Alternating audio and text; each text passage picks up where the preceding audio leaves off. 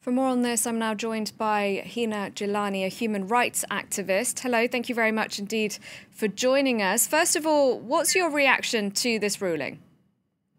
I think it's a very fair judgment that has come in. The facts were not properly viewed by the lower courts, and that's why there was this conviction. We have always upheld that the courts have been, the courts below have been swayed by fear and by the fear of reprisal by these very elements who are out on the streets today, rather than by the evidence of the case itself. They did end up, though, overturning the conviction. Are you not encouraged by that at all? Yes, of course, we are. And that's why we feel that there is no justification in any kind of protest.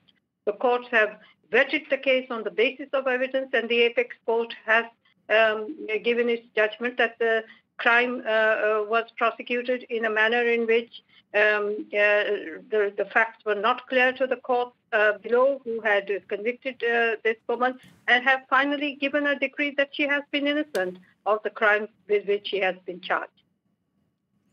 We are seeing protests, though, across Pakistan. And of course, the courts are one thing, but then there's also justice, if you can call it that, in the streets, people taking the law into their own hands.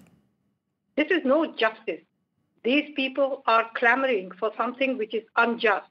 And therefore, there should be no pressure on the government to in any way undermine the Supreme Court's judgment and the acquittal of this woman.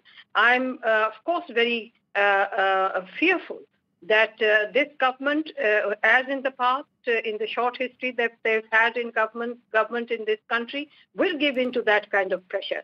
I think Bilawal Bhutto Zardari, who is a member of the opposition in Pakistan today, has very correctly said that we have to respect the rule of law, and we have to make these elements respect the rule of the law. The country can't be governed from the streets. The rule of law has to be the basis for governance. All right. Thank you very much indeed, Hina Jilani, for joining us.